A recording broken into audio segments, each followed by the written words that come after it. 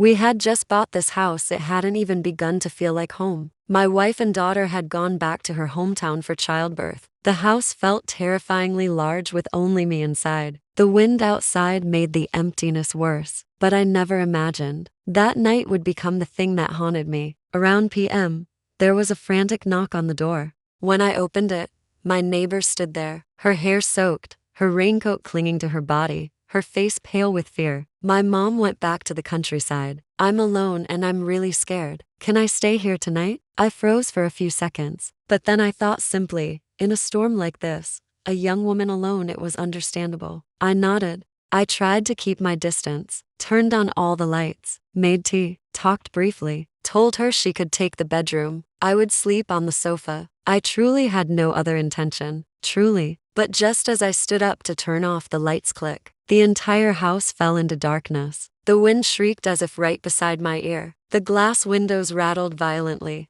I fumbled for my phone when suddenly arms wrapped tightly around me from behind. She was trembling, her breath uneven, her hands gripping my shirt as if clinging to safety. I'm scared. Just 2 words, soft, barely a whisper, but enough to send my heart racing. In that moment, my mind went blank. I knew I should push her away, knew I should turn on my flashlight, knew I should keep my distance, but I didn't. The house was pitch black. Outside, the storm roared. Inside, I lost my reason. Just one moment of weakness. Just one moment of letting go of my principles. The next morning, pale light slipped through the curtains. I opened my eyes, and my heart dropped into an abyss. She was lying beside me, quiet, gentle, as if nothing had happened. And I felt like I had just awakened from a nightmare. I had betrayed my wife, the woman who stood by me when we had nothing, the woman who had just given birth to our child. I sat up abruptly, gasping. Guilt crushed my chest. She woke too. No tears, no accusations. She just looked at me for a long time, then slowly said, "You were my first." My whole body went cold. I never expected. It had been her first time. I was speechless. Outside, the rain had stopped, but inside me, a storm had just begun. "I'm sorry." The apology slipped out of my mouth in a state of panic. I said it was a mistake, a moment of weakness, that I wasn't clear-headed enough. But she didn't cry, didn't get angry, didn't blame me. She just looked at me for a very long time. That wasn't the look of someone who had just lost something. It was the look of someone who had just gotten exactly what they wanted. "I don't regret it," she said. My heart sank. I tried to reassure myself. "Just once. Keep your distance. Everything will pass." But I was wrong. On the second night, she knocked on my door again. I opened it, already on guard. "I just came to talk for a bit." She walked in as if it were the most natural thing in the world. She didn't mention that night. She just sat there, drank some water, asked if I'd eaten, made small talk. But before leaving, she stood very close to me, close enough that I could hear her breathing. "Don't avoid me." That's when I began to feel uneasy. The third night, she came again. The fourth night, she brought food. The fifth night, she didn't knock anymore. She texted first, "I'm outside." I started to feel surrounded. 10 days passed. Every night, the same. She didn't demand a title, didn't talk about marriage, didn't ask me to leave my wife. She just repeated one sentence.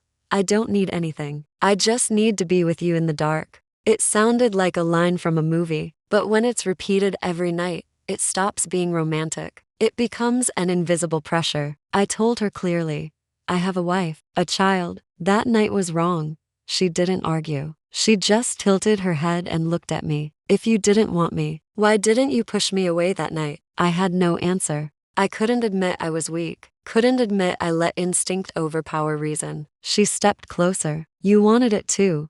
That's when I started to feel afraid. Not afraid she would cause a scene, not afraid she would demand something, but afraid of the feeling that I wasn't entirely innocent. In the nights that followed, I locked the door earlier, turned off the lights sooner, even pretended I wasn't home, but she kept waiting. Once, I looked through the crack of the door. She was standing outside on the porch, no umbrella, a light drizzle falling. She didn't call, didn't knock, just stood there, like a shadow. The messages kept coming.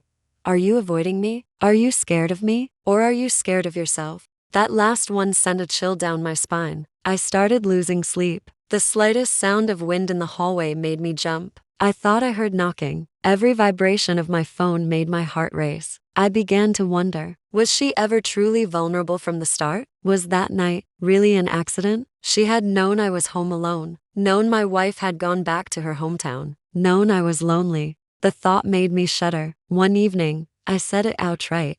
Don't come anymore. I don't want to continue this. She was silent for a long time. Then she smiled. That smile, no longer as innocent as the first day I met her. Do you think I need you to take responsibility? I didn't answer. She took a step back. I just need you. In the dark. That's all. It no longer sounded like a confession. It sounded like a declaration. That's when I realized something terrifying. She didn't need to bind me with a title. She was binding me with a secret. And that secret, only the two of us knew. I started imagining my wife walking into the house with our child in her arms. What if she were standing outside at that exact moment? What if one day she told everything? What if she texted my wife? I felt like a man standing on the edge of a cliff. And the thing that haunted me most wasn't that she kept coming. It was the moments I still found myself remembering that night. I hated myself for that. I was afraid of myself. Afraid that if I gave in just one more time, I would fall without stopping. Now, whenever night falls, the house no longer feels empty. It feels suffocating, as if someone is waiting in the dark. And I don't know, does she truly love me? Or does she simply want to possess me? My wife texted me, next week, my mom and I are coming up. Pick us up at the bus station. I stared at that message for a long time. My heart wasn't happy. It was panicking. I should have felt excited, but the first person that came to my mind was her. For the past 2 weeks, I've been living like a man on the run. I slept at a friend's house. I only went home before sunset. I turned off the lights early. I ignored messages. But the more I avoided her, the quieter she became. And that silence was the scariest part. 3 days before my wife arrives, my phone vibrates at 1 a.m. A message from her. Not a plea. Not I miss you. Just a photo. I open it. My hands start shaking. It's a screenshot of our messages. The things I said in moments of weakness. The words I thought would disappear with time. Then she sends one more line. I saved everything. I go cold. Before I can recover, another message appears. What do you think your wife would say? I call her immediately. No answer. I run to her place. Door locked. Lights off. As if she knew I would panic. That's when I understand. She doesn't need a title. She wants control. The next day, she shows up at my door, calm, like nothing happened. Are you scared? She asks. I say desperately, what do you want? She looks at me for a long time, then says something that sends chills down my spine. I just don't want you to abandon me. Not money, not marriage, not going public. Just one thing.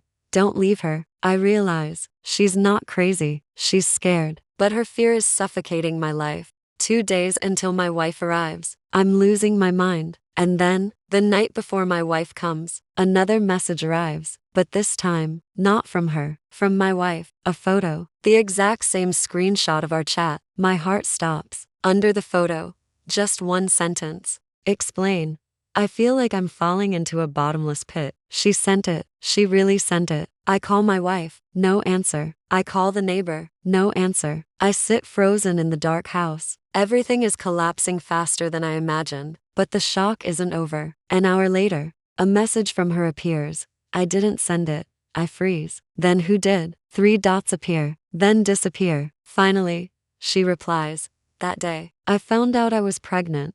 All sound in my head goes silent. I stare at the screen. I don't know if she sent that message, or if someone took her phone, or if there's something I still don't know. I only know one thing. If my wife finds out, if everything explodes, it's not just my family that will fall apart. There might be a life involved. I'm no longer a fish on the chopping board. I'm a man standing between 2 blades. On one side, my family. On the other, the consequences. And both can cut my life in half. I made one mistake, but the price may last a lifetime. Now I only have 2 choices. Confess everything, or keep living in the dark where I barely recognize myself anymore. If you were me, would you protect your family with the truth, or hide it to keep everything intact, knowing it could explode at any moment? Comment your honest opinion. Don't avoid it. Follow to see whether I confess. or let everything slip out of my control. I am your wife. I don't know whether to thank you for telling the story, or to feel pain realizing that while I was up all night holding our baby, you were having a fateful night. I gave birth to your child, and you gave birth to a secret behind my back. You said you were lonely? I was alone in the hospital at night, in so much pain I cried. Yet I didn't dare call you because I didn't want you to worry. Your loneliness was a power outage. Mine was giving birth without my husband by my side. You called it an accident, but accidents don't last 10 days. Accidents don't involve texting back and forth. Accidents don't create a lover in the shadows. You're afraid of losing your family? Then why weren't you afraid when you were holding her? You only became afraid when there was a risk of being exposed. As I read this, my heart trembled, not because of jealousy, but because I realized the person I trusted the most is the one who hurt me the deepest. You say you love your family, but love isn't words. Love is what you do when no one is watching. I gave birth 4 months ago. People say women are prone to postpartum depression. Maybe I'm not depressed because of lack of sleep. Maybe it's because I lack a husband in the true sense of the word. You tell this story as if you were the victim who was set up, but no one forced you to betray me. If I had a moment of weakness with another man while you were away on a business trip,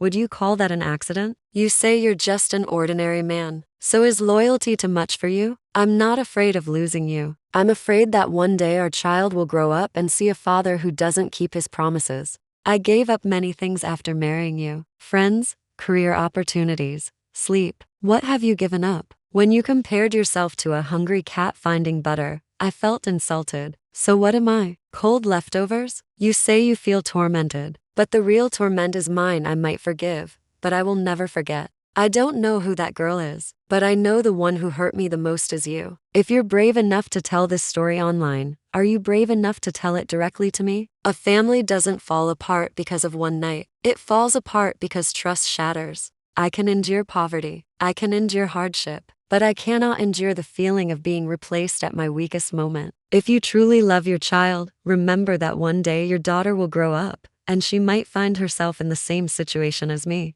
You ask what you should choose? It's not about choosing between your family and your mistake. You must choose whether to be a responsible man or continue being the one who makes his wife cry in silence.